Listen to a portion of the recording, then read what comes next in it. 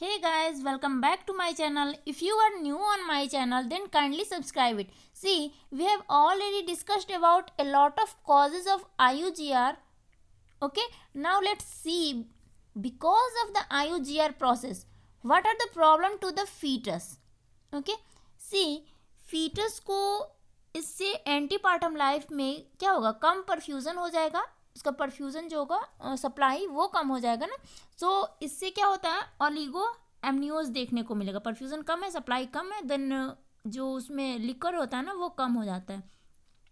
Major contribution जो होता है ना लिक्वर का, वो होता है फीटल यूरिन. ठीक है, एंड इफ परफ्यूज़न कम होगा सो यूरिन की क्वांटिटी भी कम हो जाएगी.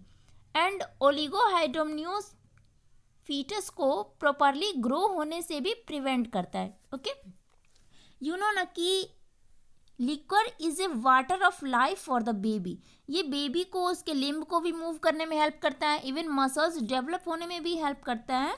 And it also provide the space to the baby to take turns in the abdomen. Okay, and ये सब जरूरी है for the development of muscles of the baby.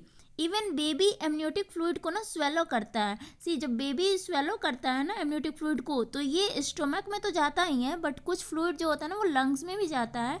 And ये एल्विलाई के एक्सपेंशन में हेल्प करता है. ठीक है, now if liquor is less then the baby में हैव सीवियर हाइपोक्सिया.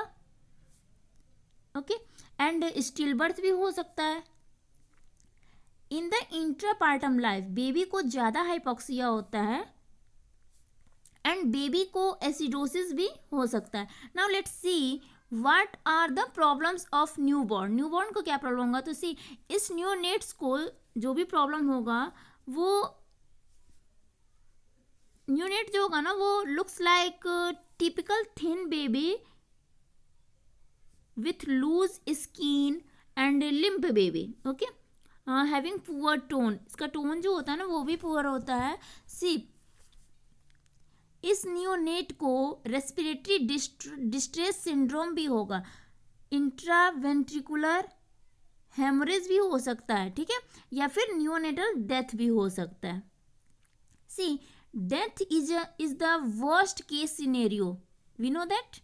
बट एक और प्रॉब्लम होता है लेसर डेवलपमेंट ऑफ लंग के कारण, क्योंकि इससे क्या होता है ना कि लंग्स को परफ्यूज़न पल्मोनरी आर्टरी से कम जाएगा, क्योंकि लंग्स डेवलप नहीं हुआ तो पल्मोनरी आर्टरी से जो उसका परफ्यूज़न है वो कम हो जाता है ना, because the lungs is not well grown. ठीक है, so pulmonary artery are not able to give much blood to the lung. Pulmonary artery जो है वो लंग्स को उतना ब्लड नहीं सप्लाई दे पाएगा. इससे क्या होगा, प्रेशर जो होगा ना वो डाइवर्ट हो जाएगा किधर, डक्टस आर्टरियोसस की तरफ. ठीक है, एंड डक्टस आर्टरियोसस से ऑर्टा के तरफ प्रेशर डाइवर्ट हो जाता है. ठीक है, देयरफॉर इस केस में परसिस्टेंस ऑफ प्रिमिटिव सर्कुलेशन देखने को मिलता है. प्रिमिटिव सर्कुलेशन मीन्स जो इंट्रायूट्राइन लाइफ में जो होता है ना बेबी का फीटल सर्कुलेशन जो होता है, उसमें क्या होता है, वो डक्टस आर्टरियोसस से उसका सर्कुलेशन हो रहा होता है.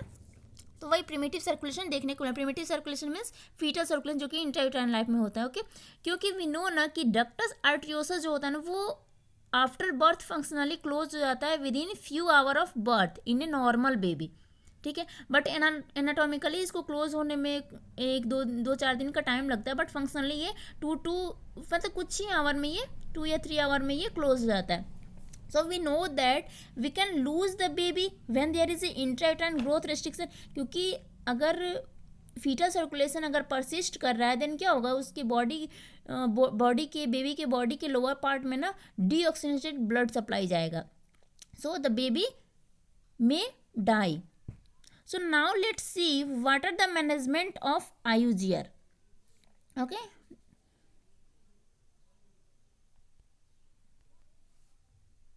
सी, आप सोच रहे होंगे कि IUGR हो रहा है बेबी को तो हाई कैलोरी डाइट अगर मदर को देंगे तो उससे IUGR नहीं होगा. But remember there is no logic behind the calorie और increasing the protein, because if protein and calorie intake से IUGR नहीं होता देन जो ओबीज वोमेंस हैं उनके बेबी को तो कभी IUGR होता ही नहीं, उनको कभी IUGR वाला बेबी होता ही नहीं. या फिर सपोज किसी प्रेग्नेंट लेडीज जिसका वेट 70 kg है प्रेगनेंसी में एंड प्रेगनेंसी से पहले, एंड उसका वेट 15 kg और इंक्रीज कर जाता है at the term of pregnancy, तो क्योंकि वो बहुत ज़्यादा हाई कैलोरी इंटेक ले रही है, देन तो इस वुमन को कभी भी IUGR बेबी नहीं होता। या फिर सपोज जो पुअर वुमेन्स हैं जो गवर्नमेंट हॉस्पिटल में जिनका डिलीवरी होता है, इवन नॉर्मल कैलोरी इंटेक भी नहीं होता है उनका, है ना, माल नॉरिश्ड भी होती हैं, तो इवन वेरी थिन वुमेन जिसका वेट 35 kg के आसपास हो, उसका बेबी तो इस लॉजिक के अकॉर्डिंग 400 to 200 ग्राम का हो सकता है, like a rat. Have you seen it any full term baby like a rat? No. Even poor women जिसकी कैलोरी इंटेक सफिशिएंट नहीं है, वो भी 3 to 3.5 kg के नॉर्मल बेबी डिलीवर करती है। ओके, सो डाइट इंक्रीज करना IUGR को ट्रीट करने के लिए, इसका तो कोई लॉजिक ही नहीं है। So food is not the management of IUGR। Okay, increase diet is not the management of IUGR, ठीक है। There is no proven study which says that protein x powder और mother's Horlicks that will increase the weight of the baby. That's all nonsense. Okay, after birth if आप calorie intake baby का increase कर दो then it will increase the weight of the baby, but intrauterine life में ये baby का weight increase नहीं करता है मदर का डाइट इंक्रीज करने से। Okay, so first let me know you what is not the treatment. Okay, it's increasing the diet, ये ट्रीटमेंट नहीं है, and giving protein powders, even giving her advice to stopping to smoke and stopping to drink and stopping drugs intake. Okay, see if जो भी pregnant mother है वो अगर alcoholic या smoking करती है, अल्कोहलिक है या फिर स्मोकिंग करती है, वो अगर स्मोकिंग या ड्रिंकिंग स्टॉप कर देना तो फर्दर और ज़्यादा बेबी का कंडीशन वर्स नहीं होगा, बट इससे ना बेबी को का इंट्रायूटेराइन ग्रोथ रिस्ट्रिक्शन जो है ना, ऐसा नहीं होगा कि उसका ग्रोथ रिस्ट्रिक्शन रुक जाए और फिर से उसका वेट गेन होने लगे। ठीक, वेट गेन नहीं होता है, प्रॉब्लम वर्स नहीं होता है। Okay,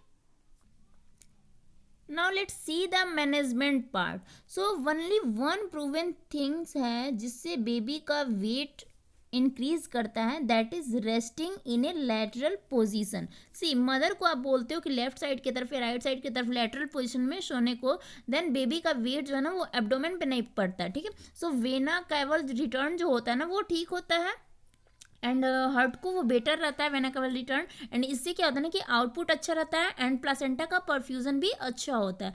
so the only proven method which increase the weight of the baby of IUGR is resting in lateral position. Okay, see if आप अगर किसी पेशेंट को सजेस्ट करते हो रेस्ट करने को, देन आपको उस पेशेंट को ना हॉस्पिटल में एडमिट करना होगा, क्योंकि उसे तो उसके बेबी को IUGR हो रहा है, तो IUGR हो रहा है तो उसको हॉस्पिटल में एडमिट रखना होगा, बिकॉज अगर वो अपने घर चली जाती है तो आप उतना केयर नहीं कर पाओगे उसको, और मे बी फीटस जो है वो डेथ हो जाएगी उसकी। ठीक है, बिकॉज IUGR के केस में आपको सर्विलेंस बढ़ानी होती है। ठीक है, इसलिए उसको आपको हॉस्पिटल में एडमिट करना होगा। ठीक है, 3 to 4 times even 6 time visit करना होगा आपको इस पेशेंट को देखने के लिए।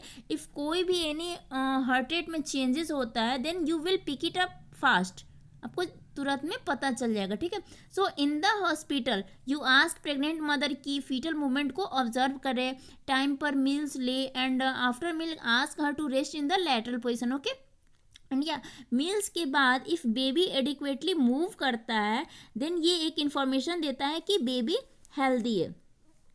Okay, so increase surveillance is also the management of IUGR and advice her the adequate to take adequate diet. ठीक है, see baby is like a parasite, baby parasite की टाइप तरह होता है, बिकॉज बेबी का जो अम्बिलिकल कॉर्ड है वो प्लासेंटा से अटैच्ड होता है एंड प्लासेंटा मदर की यूट्राइन वॉल से अटैच्ड होता है, एंड इस प्लासेंटा से बेबी फूड कंज्यूम करता है।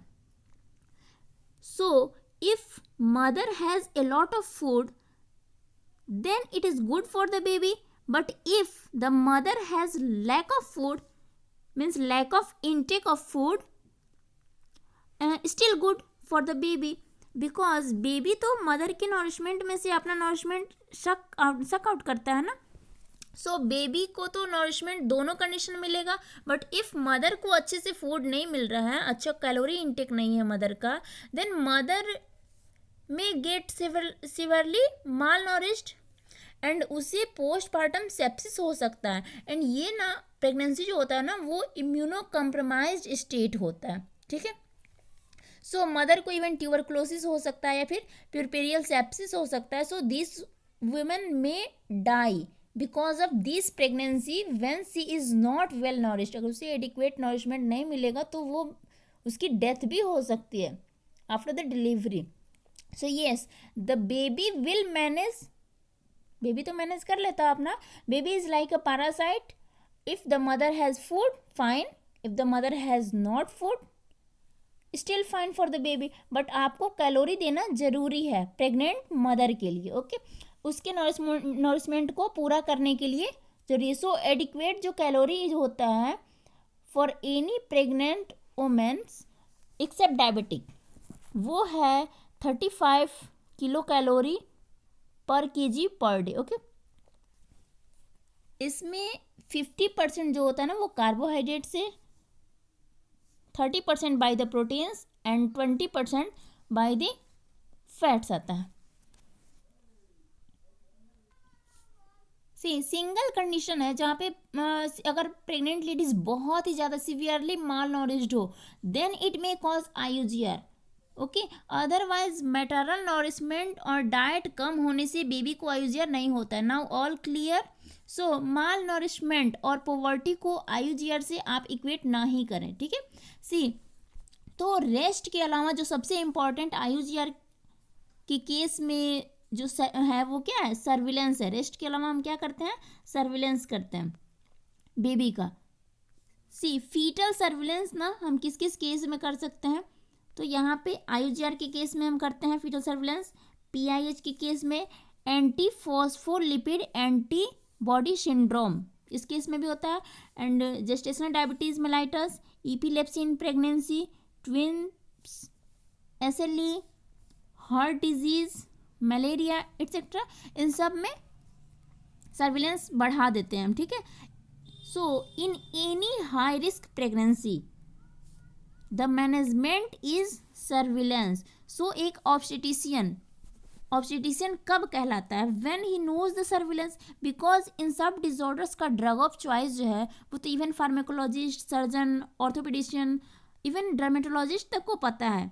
But when you are going to be an obstetrician you must have the knowledge of surveillance, isn't it? So in the next video we will discuss about the tools of the surveillance. It is also very important for your exams because in FMG and NEET PG there will be 2 and 3 questions definitely come on surveillance, okay. So if you have not subscribed my channel yet then kindly subscribe it, okay. Thank you.